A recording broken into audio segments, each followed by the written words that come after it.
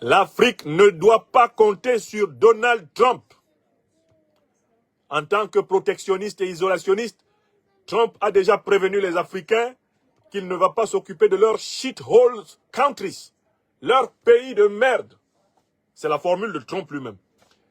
Donc celui qui va compter sur Trump est celui qui n'a pas compris que Trump va faire la politique des États-Unis d'Amérique, non pas la politique de l'Afrique. Mais il a compris une chose, c'est que s'il continue dans une politique agressive, interventionniste, une politique d'ingérence, il va nuire plus rapidement et brutalement aux intérêts des États-Unis d'Amérique que, précisément, il ne croit risquer de le faire.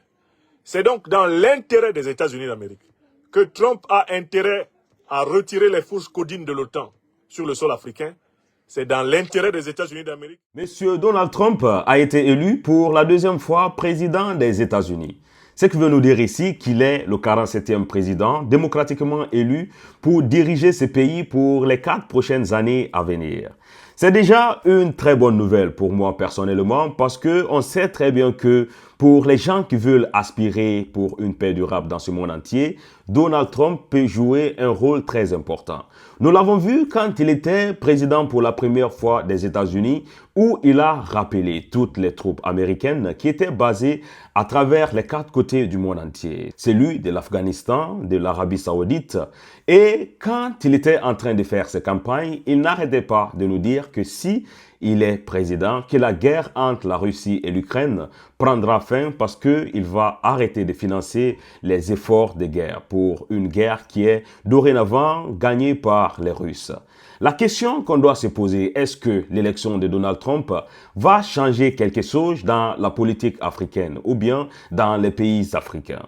Est-ce que l'élection de Donald Trump, c'est quelque chose qui va apporter une paix durable à travers le monde entier où toutes les puissances sont respectées à leur valeur égale?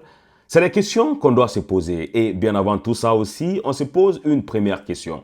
Pourquoi est-ce que les Américains ont préféré M. Donald Trump qu'à Kamala Harris? Dans les médias mainstream, il y a très longtemps de cela, on nous fait savoir que M. Donald Trump n'avait pas les possibilités de gagner cette élection. Maintenant, nous voyons la vérité en face de nous. Il est élu 47e président et plein de questions qu'on doit se poser. Et les questions qu'on doit se poser, pour trouver ces réponses, je vous invite à regarder ces analyses de Dr. Franklin Nyamsi concernant le cas précis de l'Afrique et le pourquoi est-ce que les Américains ont préféré M. Donald Trump qu'à Kamala Harris. Donald Trump est attendu au pied du mur par les Africains pour ramener à des proportions raisonnables les appétits de l'OTAN en Afrique. Va-t-il, oui ou non, retirer son soutien aux pays qui hébergent les dirigeants d'Al-Qaïda et de l'État islamique, à savoir l'Arabie Saoudite et le Qatar, dans leur participation au plan de l'OTAN dans la déstabilisation de l'Afrique? Est-ce qu'il va le faire? Il sera jugé au pied du mur.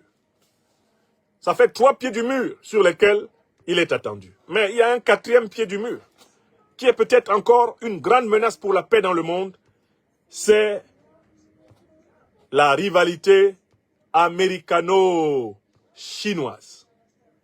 Est-ce que Donald Trump va verser de l'huile sur le feu en excitant les passions séparatistes de Taïwan et de Hong Kong contre la République populaire de Chine, comme le faisait ostentatoirement l'administration démocrate de Biden? Est-ce que Trump va alimenter une ambiance de guerre dans le Pacifique? Je voudrais dire, en ce 6 novembre 2024, que je n'ai aucune certitude. Je ne mets pas ma main sur le feu que Trump va accomplir les 4 promesses de participation active à la paix et à la sécurité internationale qu'il a formulées. La plus grande probabilité, c'est que Trump agisse en ce sens dans le duel russo-ukrainien, car il n'a pas du tout envie d'engager les États-Unis dans une guerre nucléaire à court terme. Pour tous les autres dossiers, mon intuition me dit que les promesses de Trump ne pourront engager en fait que ceux qui y croient. Nous, Africains, devons poursuivre les politiques de souveraineté engagées exemplairement par l'Alliance des États du Sahel, avec les présidents Goïta, Traoré et Tiani. Nous devons continuer à nous battre pour que cessent les dictatures en Afrique et nous devons continuer à nous battre pour l'application du quadruple programme de l'Afrique des libertés, à savoir le retrait total des bases militaires néocolonialistes et impérialistes du sol africain, la suppression totale de la monnaie néocolonialiste du franc CFA du sol africain, la fin de l'ingérence des puissances étrangères dans la désignation des dirigeants africains et la réhabilitation de la culture négro-africaine comme paradigme d'inspiration des institutions sociales, économiques, culturelles et politiques de l'Afrique. L'Afrique ne doit pas compter sur Donald Trump. En tant que protectionniste et isolationniste, Trump a déjà prévenu les Africains qu'il ne va pas s'occuper de leurs shithole countries, leur pays de merde. C'est la formule de Trump lui-même. Donc celui qui va compter sur Trump est celui qui n'a pas compris que Trump va faire la politique des États-Unis d'Amérique, non pas la politique de l'Afrique. Mais il a compris une chose, c'est que s'il continue dans une politique agressive, interventionniste, une politique d'ingérence, il va nuire plus rapidement et brutalement aux intérêts des États-Unis d'Amérique que, précisément, il ne croit risquer de le faire. C'est donc dans l'intérêt des États-Unis d'Amérique que Trump a intérêt à retirer les fourches codines de l'OTAN sur le sol africain. C'est dans l'intérêt des États-Unis d'Amérique que Trump a intérêt à mettre fin à la guerre russo-ukrainienne comme il a promis. C'est dans l'intérêt bien compris des États-Unis d'Amérique que Trump a intérêt à ne pas ouvrir un front de confrontation avec la Chine sur ses territoires légitimes de Singapour, de Hong Kong et de Taïwan. C'est dans l'intérêt bien compris de l'Amérique qu'il faut cesser d'alimenter la guerre au Moyen-Orient, d'encourager le néocolonialisme de l'État d'Israël envers ses voisins.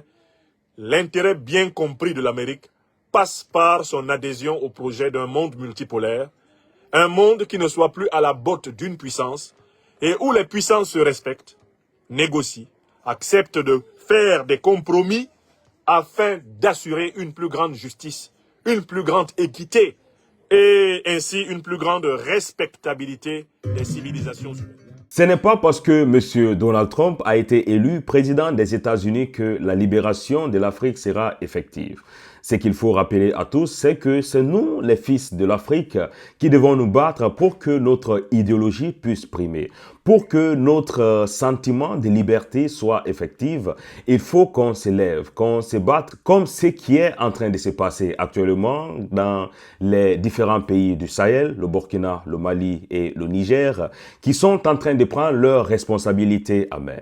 Mais on le sait aussi que M. Donald Trump, du fait qu'il veut un monde multipolaire ou bien du fait qu'il est pour un monde multipolaire, ça va accélérer la libération des États africains qui veulent leur liberté totale. On sait aussi que lors de sa campagne, il était en train de dire que s'il est président, qu'il va non seulement arrêter la guerre qui sévit entre l'Ukraine et la Russie, parce qu'il va arrêter de financer ces guerres. Et qui dit qu'une guerre n'est pas financée, dit que voilà, la guerre va s'arrêter de gré ou de force. Et du fait qu'il est président, ses prises de décisions vont aussi permettre à apaiser la tension qui se vit entre l'Israël et les pays avoisinants de l'Israël. En un mot, l'élection de M. Donald Trump donne réellement de l'espoir. De l'espoir dans le cadre économique parce que quand on voit mondialement, l'économie est réellement en baisse. Et quand on voit aussi sur le plan sécuritaire mondial, il y a aussi beaucoup de petits conflits qui sont en train de naître. Mais on doit aussi comprendre pourquoi est-ce que les Américains ont préféré voter Donald Trump qu'à Kamala Harris. Donald Trump a gagné pour des raisons qui sont internes à la politique américaine, d'abord, et pour des raisons qui sont externes à la politique américaine, aussi, et ensuite. Les raisons internes à la politique américaine, c'est que les États-Unis traversent actuellement une crise inflationniste avec une hausse énorme du prix des produits alimentaires de base, augmentation énorme du prix du logement. et avec l'effondrement de pans entiers de la classe ouvrière dans la pauvreté. Les Américains, même ceux qui travaillent, ont été appauvris pendant les 4 dernières années. L'élection s'est jouée sur les questions économiques. En interne, les Américains ont préféré quelqu'un qui a déjà géré une entreprise. Quelqu'un qui, quand il était aux affaires, a réussi à réduire l'inflation, c'est-à-dire la cherté des prix. Les Américains l'ont préféré à une majorité démocrate qui n'a pas été capable de faire tomber la cherté des prix. C'est l'argument qui revient dans toutes les analyses que j'ai pu parcourir. C'est sur le terrain économique, d'abord, que Donald Trump a convaincu les Américains.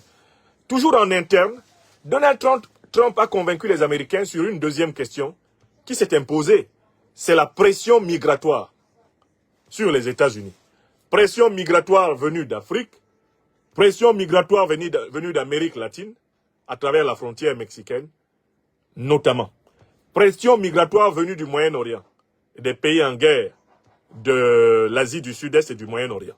Toute cette pression a créé un effet de panique parmi les Américains et une volonté de se protéger.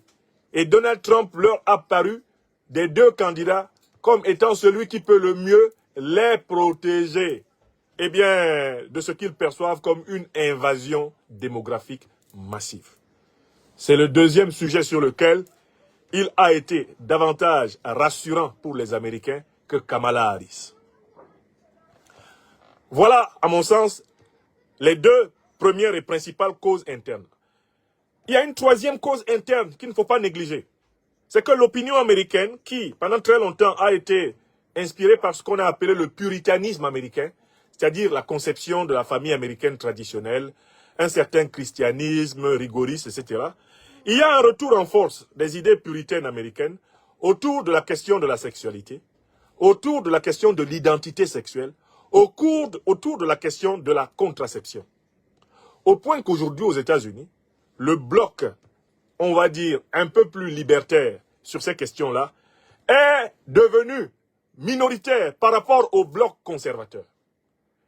Un certain traditionnalisme lié à la famille, à la sexualité, au mariage, un certain traditionnalisme lié à l'identité, eh bien, sexuelle, masculine, féminine, un certain retour des valeurs sociétales classiques de la famille protestante, catholique, américaine, ce retour-là a été fatal à Kamala Harris. Les Américains ont besoin d'être rassurés sur les valeurs qui guident l'ordre humain. Et ils ont sans doute perçu en Donald Trump un père symboliquement plus rassurant sur ces questions que Mme Kamala Harris. Voilà les principales raisons que j'ai observées en interne. Raisons économiques, raisons sociétales, les raisons sociétales et les raisons sécuritaires liées à la question immigrationniste. Maintenant, sortons des États-Unis. Quelles sont les causes externes de la défaite de Harris et de la victoire de Trump? Eh bien, les Américains, dans leur écrasante majorité, ne sont pas pour la politique guerrière, impérialiste menée par les États-Unis sur tous les fronts du monde, notamment dans le conflit russo-ukrainien, dans le conflit israélo-palestinien, à travers des interventions massives en Afrique, massives au Moyen-Orient, en Syrie, au Yémen. Les Américains en ont marre de voir des milliards de leurs dollars donnés à l'industrie militaire, donnés à Zelensky, pour mener une guerre dont ils ne voient pas le profit. Donc, globalement, l'opinion américaine est devenue anti-interventionniste, estimant que l'interventionnisme américain, tous azimuts à travers le monde, faisait perdre des capitaux énormes qui devraient être investis contre la détresse sociale, la détresse économique, la détresse populaire, que ce soit celle des classes ouvrières ou même des classes moyennes. Autrement dit, eh bien, Kamala Harris a perdu parce que Joe Biden a alimenté une logique interventionniste guerrière, une logique agressive des États-Unis hors de leurs frontières, qui a fini par renvoyer aux Américains l'image d'être une puissance qui dérange le monde entier, qui déstabilise toute la planète, une puissance qui nuit finalement à la paix et à la sécurité internationale. Cette image des États-Unis est revenue aux Américains. Donald Trump, justement, a construit sa campagne sur l'idée de ramener au strict essentiel cet interventionnisme américain, de proposer des solutions à toutes les situations de guerre inextricables dans lesquelles, de fait, les États-Unis et l'OTAN sont engagés. Donald Trump a marqué des points lorsqu'il a dit qu'il cesserait de soutenir une OTAN parapluie de l'Occident aux frais des Américains, une OTAN qui ferait des pays occidentaux ses protégés et qui paierait pour eux l'équilibre des relations internationales. Donald Trump a dit qu'il n'en était pas question. Il s'est donc signalé par ce qu'on appelle un certain protectionnisme et un certain isolationnisme américain. L'opinion américaine est pour ce repli. Un peu comme l'opinion britannique a acté la sortie de l'Union européenne de la Grande-Bretagne, de la même façon, l'opinion américaine est pour un repli des États-Unis par rapport à leur attitude interventionniste, leur ingérence permanente dans les affaires internationales, un repli à l'essentiel de leurs intérêts vitaux. À l'international, c'est donc là-dessus qu'ils ont perdu. Mais je vais plus loin. Je disais qu'ils allaient perdre, les démocrates américains. Pourquoi? Parce qu'ils se sont ouvertement impliqués plusieurs fois aux côtés des organisations terroristes pour déstabiliser l'Afrique et le Moyen-Orient. Je vous rappelle, pour ceux qui l'avaient oublié, que Donald Trump, actuellement réélu président des États-Unis, fait partie des politiques américains qui ont accusé les démocrates américains Barack Hussein Obama et Hillary Clinton d'être les fondateurs de l'organisation terroriste de l'État islamique. Donald Trump a personnellement formulé cette accusation en disant que sur la base des documents dont il dispose, l'organisation de l'État islamique, en anglais ISIS, a été créée par l'administration Obama-Clinton. Et Donald Trump sait que Al-Qaïda, dont la direction est hébergée dans l'État satellitaire otanien du Qatar, Donald Trump sait qu'Al-Qaïda a été créé par les renseignements généraux américains dans les années 80 pour combattre la présence des soviétiques en Afghanistan. Et que Oussama Ben Laden est un ancien agent étranger de la CIA, contre laquelle il s'est retourné quand il a cru pouvoir mener son propre projet impérial. Donc le président américain Donald Trump sur ce dossier a fait preuve d'un plus grand courage de la vérité que le bloc démocrate incarné par Obama, Clinton, les époux Clinton, Joe Biden et Madame Kamala Harris, qui ont continué à donner l'impression que le monde ne savait pas la duplicité de l'OTAN dans la déstabilisation du Moyen-Orient, dans la déstabilisation de l'Afrique. Voilà les sujets sur lesquels, par son courage de la vérité et de la justice, je vous avais dit que Donald Trump allait gagner et il a gagné. Si vous avez regardé cette vidéo jusque-là, je vous dis merci à tous. Et avant de terminer, je vous prie de laisser en commentaire tout ce que vous pensez concernant l'élection de M. Donald Trump comme 47e président des États-Unis et surtout ce que cela pourra changer dans les pays africains qui veulent leur indépendance totale. Je veux parler ici du Mali, du Burkina, du Niger. Est-ce que, voilà, l'élection de M. Donald Trump pourra accélérer ces processus? Est-ce que l'élection de M. Donald Trump pourra apaiser la crise financière ou bien la crise sécuritaire que le monde est en train de traverser depuis maintenant 3 à 4 ans? Je serai ravi de lire vos commentaires et on se retrouve à très bientôt pour une nouvelle vidéo, mes frères.